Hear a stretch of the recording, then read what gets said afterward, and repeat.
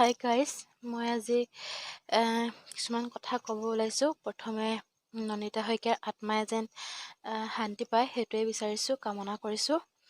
আৰু ইয়াত কিছুমান কথা ক'বলগীয়া আছে, বহুতে শ্বেয়াৰ কৰি আছে ছ'চিয়েল মিডিয়াৰ যোগেদি যে নন্দিতা শৰ্মাই প্ৰতাৰণা কৰিলে প্ৰেমত আৰু মোবাইল ফোনো গিফ্ট দিছিলে, কিন্তু তেওঁ প্ৰতাৰণা কৰিলে বুলি কৈছে। সেইকাৰণে প্ৰতিশোধ ল'বলৈ ৰিণ্টু শৰ্মাই সেইটো কাম কৰিলে বুলি কৈছে।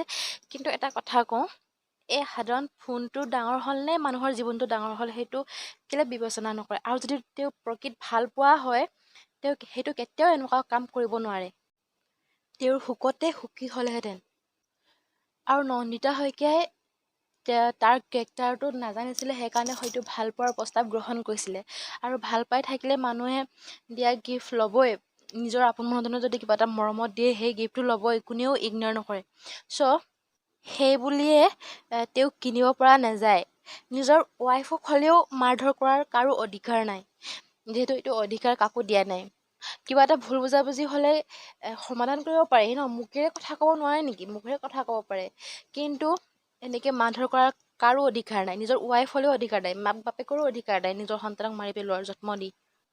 নন্দিতা শইকীয়াৰ মাক বাপেকে কিমান আশাত ডখুৱাখানাৰ পৰা মৰিধলতত পঠিয়াইছিলে কলেজত, হিন্দী ডিপাৰ্টমেণ্টত মেজৰলৈ কিমান আশাত পঢ়ুৱাইছিলে।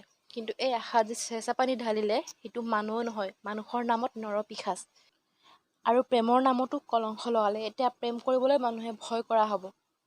আৰু এনেকুৱা শ্বেয়াৰ কৰা লোকসকলক কৈছোঁ, আৰু নিউজ চেনেল কিছুমানক কৈছোঁ, কিছুমান নিউজ চেনেলে শ্বেয়াৰ কৰি আছে তেওঁৰ কেৰেক্টাৰৰ ওপৰত। সেইকাৰণে আপোনালোকে নিৰ্দোষী ছোৱালীজনীৰ ওপৰত ইমান শাস্তি নিদিব। তেওঁ এতিয়া যুঁজি গ'লগৈ। তেওঁৰ কাৰণে প্ৰাৰ্থনা কৰাৰ সলনি আপোনালোকে সেইটো শ্বেয়াৰ কৰি আছে।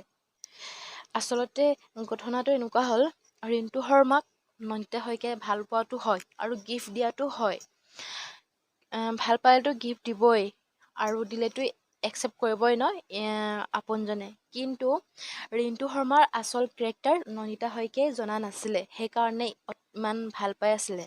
তাৰপাছত তাৰ কেৰেক্টাৰ জনাৰ পাছত নন্দিতা শইকীয়াই তাৰ পৰা আঁতৰি আহিব বিচাৰিছিলে, কিন্তু এই মুহূৰ্ততে ৰিণ্টু শৰ্মাই তেওঁক হত্যা কৰাৰ চেষ্টা কৰিছিল। আৰু শেষত তাৰ পৰিকল্পনা সফলো হ'ল। তাৰ কিছুমান পিকচাৰ মই আপোনালোকক দেখুৱাবলৈ চেষ্টা কৰিছোঁ, আপোনালোকে চাই লওক এবাৰ, যোনে যোনে শ্বেয়াৰ কৰি আছে।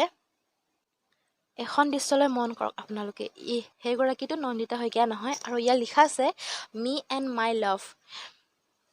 নন্দিতা শইকীয়া কোন আছিলে নহ'লে? সেইগৰাকী যদি তেওঁৰ লভে হয়, নন্দিতা শইকীয়া কোন আছিলে?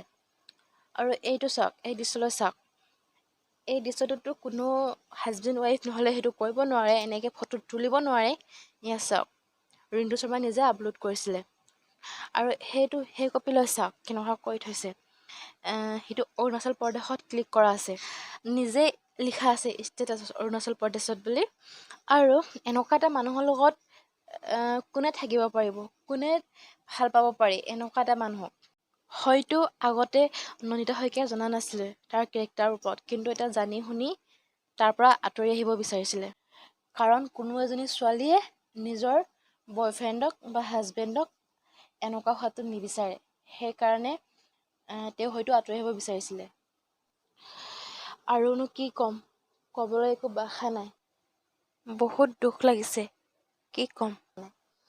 শেষত কি ক'ম, তেওঁৰ আত্মাই যেন চিৰশান্তি লাভ কৰে আৰু দোষীয়ে যেন উচিত শাস্তি পায়, কঠোৰতম শাস্তি দিয়ে, আইনৰ সুৰুঙৰ পৰা যেন বাচি থাকিব নোৱাৰে, সেইটোৱে কামনা কৰিছোঁ। যাতে নেক্সট টাইম আৰু এজনী নন্দিতা এনেকৈ মৰিব লগা নহয়। বিদায় নন্দিতা, বিদায়।